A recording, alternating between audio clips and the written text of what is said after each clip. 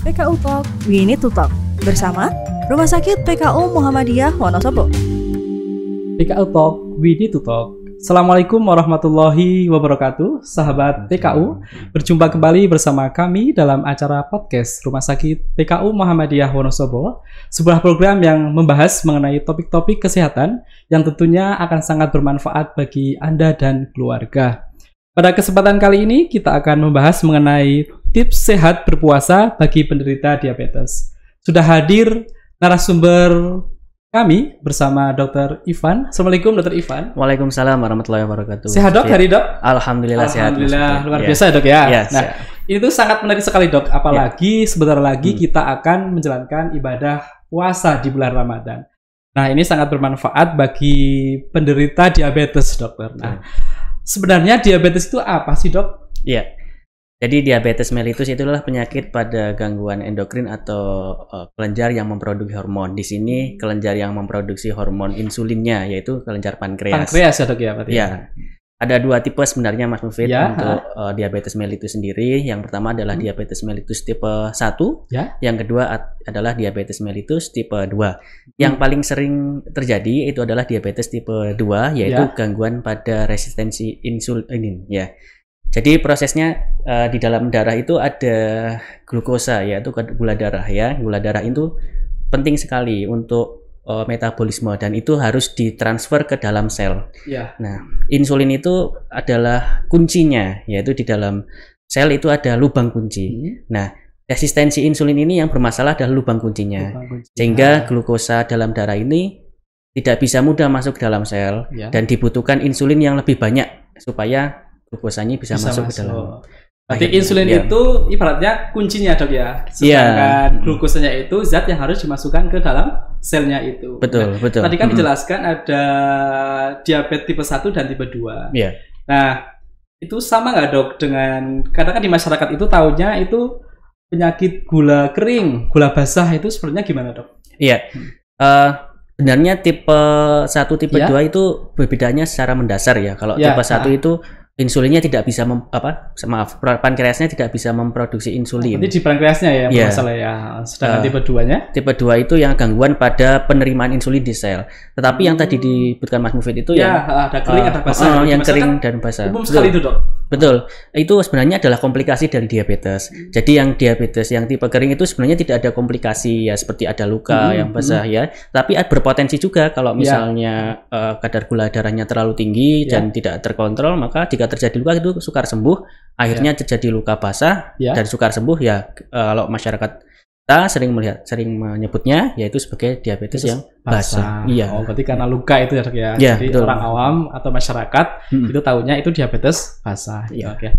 Nah sekarang itu dok banyak sekali diabetes yang diderita oleh masyarakat ya dok ya. Nah bagaimana sih dok orang itu bisa terkena diabetes? Penyebabnya apa?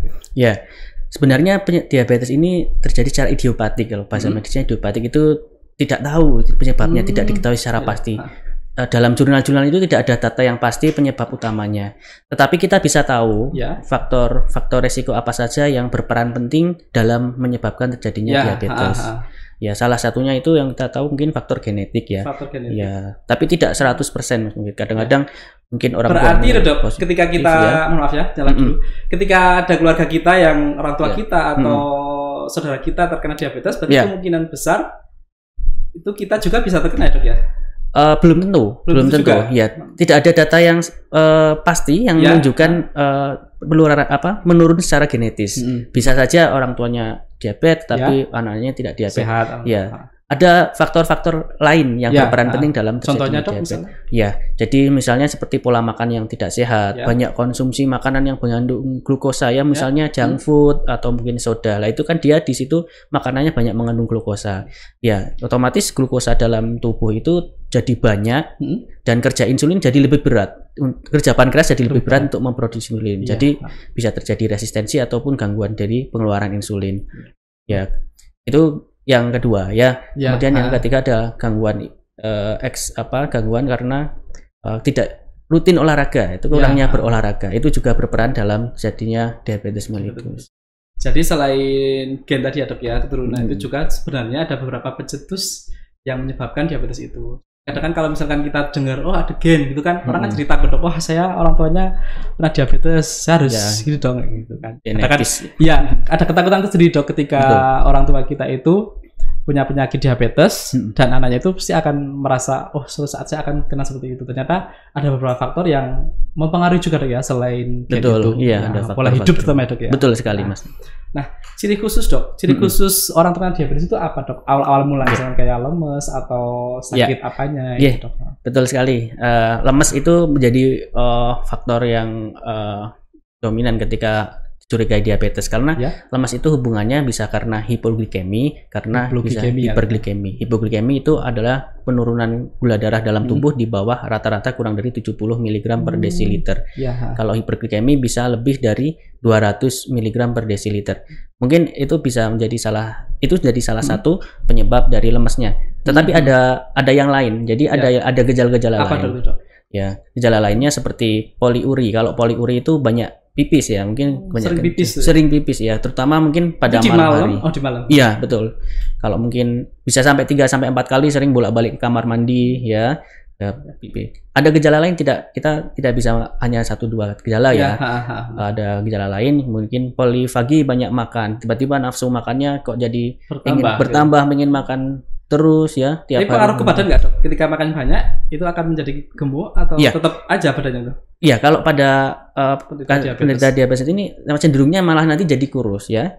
Ya, karena meski makan banyak tapi kurus. Iya, karena memang ada gangguan di proses metabolisme glukosanya itu kan ya. Jadi itu gejala yang selanjutnya ada penurunan berat badan ya. Ya. Karena glukosanya itu tidak terserap ke sel ya tadi dok ya yang di awal. Iya, betul sekali. Nah ini kan mau sebentar lagi kita Ramadan ya. Terutama kalau orang sehat sih insya Allah bisa mampu melakukan ibadah syiar. Tapi kan bagi penderita diabetes itu kan meski ada kekhawatiran apakah dia mampu atau enggak untuk melakukan ibadah puasa. Nah tips apa dok yang harus dilakukan oleh penderita diabetes agar dia itu mampu melakukan ibadah puasa dengan sehat, tetap semangat dan kadar glukosanya dalam darah itu tetap stabil. Betul. Ya, tentunya yang paling penting yang pertama itu harus berkonsultasi dengan dokter spesialis penyakit dalam yang biasa memeriksa ya. Itu pun waktunya ya 1 bulan 2 bulan sebelumnya sudah dilakukan pemeriksaan terlebih dahulu, dilakukan konsultasi karena itu bersifat individualistik ya. Kan karena setiap orang punya kadar gula sendiri-sendiri ya, kemudian obatnya juga sendiri-sendiri, juga pola makan, aktivitas sendiri-sendiri. Jadi harus berkonsultasi dulu apakah diizinkan oleh dokter spesialis penyakit dalam itu boleh atau tidak, itu tergantung ya. Jadi harus berkonsultasi dulu. Jadi nah batasan waktu untuk konsultasi dok, itu kan tadi kan disampaikan kan 2 bulan ya, paling 2 bulan. Nah sedangkan bagi yang baru tahu misalkan dok yang menderita diabetes ini kan tinggal berapa hari melakukan ibadah puasa. Nah sudah terlambatkah untuk konsultasi ke dokter dok? Ya sebenarnya memungkinkan juga. Artinya jika sebelumnya gula darahnya terkontrol ya dengan obat-obatan ya memungkinkan untuk dilakukan untuk berpuasa. Tetapi memang untuk yang gula darah yang tidak terkontrol baru saja misalnya baru tahu nih punya kena diabetes mellitus sekarang dengan obat-obatan baru aja 1 bulan mungkin gulanya masih di atas 300 ya, itu perlu dipertimbangkan lagi karena ada beberapa tipe dari diabetes mellitus yang belum dianjurkan untuk berpuasa ya. Contohnya memang yang pertama itu gula darahnya belum terkontrol dengan baik. Kemudian yang kedua ada penyakit berat atau komplikasi misalnya ada jantung koroner ya. Itu memang perlu dikonsultasikan lebih lanjut dengan dokter penyakit dalam. Iya, jadi untuk penyakit diabetes itu seharusnya kalau untuk melakukan ibadah puasa lebih amannya lagi jauh-jauh hari ya dok ya, sudah konsultasi dengan dokter spesialis. Iya, betul. Nah, apakah perlu untuk pelatihan dulu dok? Itu kan 2 bulan sebelum Ramadan. Itu apakah pasien itu perlu untuk melakukan pelatihan puasa dulu, misalnya puasa sunnah Senin Kamis untuk mengetahui apakah dia mampu untuk melakukan puasa 1 bulan penuh gitu dok? Ya, latihan-latihan itu bisa ya, mungkin bisa kalau sebelumnya pernah melakukan ibadah puasa Senin Kamis ya, itu memang pasti sebelumnya ada konsultasi dengan dokter ya. Tentunya harus lewat konsultasi dulu dengan dokter ya. Tapi memang boleh kalau sebelumnya pernah ada latihan, tapi untuk selanjutnya kan ini puasanya 1 bulan penuh, satu bulan penuh ya. Tapi dan itu pola rutinitasnya juga berbeda sekali dengan sebelum-sebelumnya. Jadi memang bisa, tetapi dengan tetap pengawasan ketat untuk 1 bulan penuhnya itu dengan pengawasan dokter spesialis penyakit dalam. Ya. Tetap harus ada pengawasan dok ya. Iya. Nah gini dok, fungsi dari obat itu kan untuk menetralkan gula darah ya dok, atau glukosa dalam darah penderita diabetes ya dok ya. Apakah ada cara minum obat yang berbeda ketika belum puasa sama di bulan puasa dok? Misalkan obat kan diminum 3 kali misalkan dok. Pagi, siang, dan malam. Nah itu ada pengaruhnya nggak dok? Misalkan ada perbedaan nggak ketika Ramadan puasa dengan sebelumnya gitu? Ya, ada, tentunya berbeda sekali sebelum Ramadan dengan setelah Ramadan. Ya, artinya pada saat bulan Ramadan frekuensi makan juga berbeda. Frekuensinya menjadi saat berbuka dan saat sahur. Dan obatnya pun regimennya juga berbeda. Itu tergantung jenis obat yang diberikan. Bahkan kadang dokter penyakit dalam memberikan regimen obat yang berbeda pula, jenis obat yang berbeda sebelum dan sesudah. Tentunya disesuaikan dengan yang pertama frekuensi, ya. Apabila tadinya 3 kali bisa jadi 2 kali. Kemudian dosisnya, apabila tadinya 1 tablet full bisa menjadi 2/3 atau 1/3. Itu ada panduan tersendiri. Memang berbeda dengan sebelum puasa, Mas Mufid. Nah, mungkin itu fungsi dari konsultasi terlebih dahulu sebelum melakukan ibadah puasa ya dok ya. Iya, untuk menentukan jenis obat yang harus dikonsumsi ketika Ramadan dan mungkin dosis juga ya dok ya. Dosisnya berbeda. Ada pengurangan atau penambahan ketika di bulan Ramadan gitu dok ya. Nah, ada nggak sih dok makanan khusus untuk pasien diabetes ketika berpuasa? Kan menu untuk berbuka itu apa dan untuk sahur itu apa agar menetralkan gula darah itu selalu netral dok dalam melakukan ibadah puasa itu? Pada prinsipnya untuk konsumsi makanan itu sama sebelum anjuran diet sebelum berpuasa. Jadi tetap hindari makanan gula yang terlalu banyak. Jadi boleh makan yang manis tapi sedikit demi sedikit ya. Dan jenis makanan yang dianjurkan itu adalah karbohidrat yang kompleks. Di sini kalau di Indonesia kan kita karbohidratnya dari nasi. Nasi. Tapi kalau yang kompleks itu yang banyak serat itu lebih ke arah yang nasi yang merah atau nasi yang hitam. Betul. Di situ kadar penyerapan di usus itu lebih lama, jadi lebih stabil untuk mempertahankan kadar glukosa di dalam tubuh. Itu dari karbohidrat yang kompleks. Kemudian dari protein juga wajib ya. Protein kan kita tahu ada protein nabati, protein hewani. Kalau dari protein yang hewani kita bisa konsumsi ikan ya, kemudian ayam, kemudian putih telur. Dari protein nabatinya tahu atau tempe. Ada vitamin khusus nggak dok atau suplemen khusus bagi penderita diabetes dok? Ya, kalau untuk suplemen khusus saya kira tidak ada suplemen khusus. Hanya memang yang di sini yang dikhawatirkan pada saat berpuasa itu komplikasinya ya. Yang pertama mungkin waspadai terjadinya hipoglikemi ya. Hipoglikemi itu penurunan gula darah tadi kurang dari 60. Nah, di situ apa saja gejalanya sih yang bisa kita tahu dari gejala hipoglikemi? Itu yang pertama mungkin ada keringat dingin, Mas Mufid, kemudian lemes, kemudian gemetaran. Nah, itu kalau udah seperti itu dianjurkan malah untuk membatalkan ya dengan mungkin teh manis ya.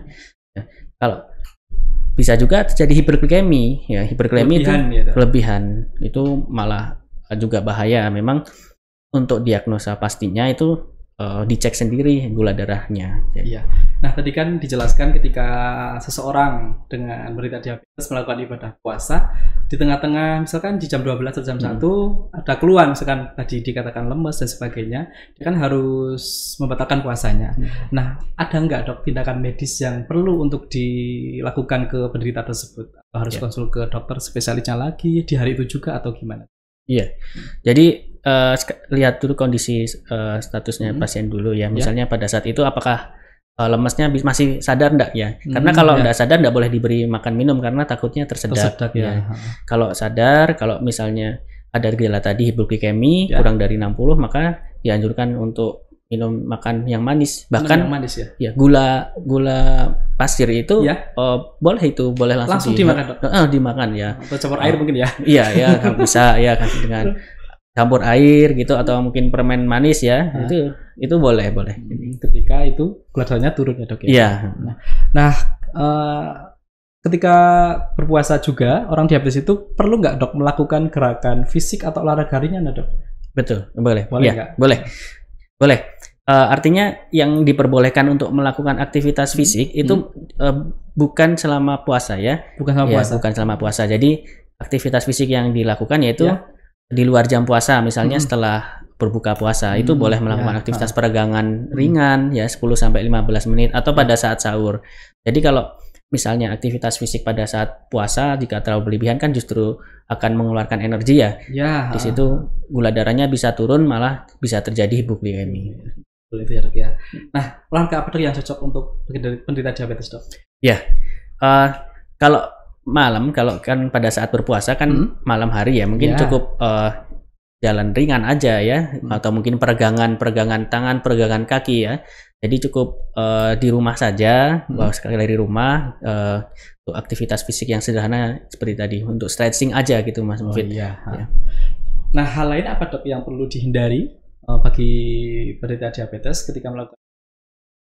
Ya, untuk yang dihindari tadi seharusnya tidak aktivitas terlalu berat ya, aktivitas terlalu berat dan tentunya wajib ini kalau pada ada penyandang diabetes wajib untuk sahur dan berbuka. Ya, karena apa? Di situ sumber glukosa utama yaitu pada saat itu ya, sumber glukosanya utama. Karena kalau tidak ada asupan yang cukup pada saat berbuka dan sahur itu nanti resikonya terjadi hipoglikemi. Dan menu-menu pada saat sahur dan buka itu juga harus yang bagus ya. Ya. Boleh makan manis-manis tapi sedikit-sedikit gitu. Boleh manis tapi sedikit ya dok ya. Nah, jadi harus ekstra hati-hati ya dok ya ketika kita menderita diabetes untuk melakukan ibadah puasa. Nah, terutama peran keluarga juga berpengaruh ya dok ya. Iya, sangat penting sekali. Mendukung keluarga yang menderita penyakit diabetes tapi ingin sekali melakukan ibadah puasa dok. Iya. Nah, tata laksana penderita diabetes itu untuk minum obat itu memang harus teratur dok. Ya. Atau yang tadi kan ada pagi, siang, dan malam. Yang siang itu bisa diganti yang malam hari nggak dok? Misalkan siangnya jam 12, itu diganti minum obatnya jam 12 malam. Itu boleh nggak sih dok? Iya. Jadi ada beberapa obat yang diberikan oleh dokter, yaitu misalnya ada yang 3 kali sehari seperti metformin ya. Itu di panduannya itu memang jadi 2 kali dalam sehari, yaitu pada saat berbuka dan pada saat sahur. Untuk dosis berbuka pun 2/3-nya. Sedangkan untuk dosis sahurnya 1/3-nya. Jadi itu salah satu regimen yang diberikan oleh dokter untuk perubahan frekuensi dan dosisnya. Tentu jika sudah memakai insulin juga ada perubahan regimen juga. Mungkin tadinya ada yang insulin kerja cepat, sekarang dibuat kerja menengah. Nanti itu tergantung tiap pasien sendiri, individualistik. Jadi tetap harus konsultasi terlebih dahulu. Iya. Nah, tadi kan ada injeksi insulin ya dok ya? Betul. Nah, bagi penderita diabetes yang sudah melakukan injeksi insulin, itu memang boleh dok untuk berpuasa? Iya. Atau sebaiknya jangan berpuasa? Ada yang boleh, ada yang tidak ya, ada yang tidak dianjurkan dulu. Memang yang pertama yang boleh itu insulin yang masih tidak terlalu banyak dosisnya ya, mungkin baru sedikit itu biasanya dari dokter dinilai dulu ya, nanti keputusan dari dokter biasanya masih boleh. Tetapi ada yang dianjurkan tidak berpuasa terlebih dahulu ya, dengan misalnya sudah memakai insulin dosisnya sangat tinggi dan sudah sangat frekuensinya juga sering. Itu karena kenapa pada saat pemakaian dosis insulin jangka besar itu kemungkinan gula darahnya masih terlalu tinggi ya. Jadi memang sebaiknya jangan berpuasa dulu. Iya. Nah, ini terakhir dok, pertanyaan terakhir. Nah, sebenarnya nggak sih manfaat puasa bagi penderita diabetes? Iya, baik.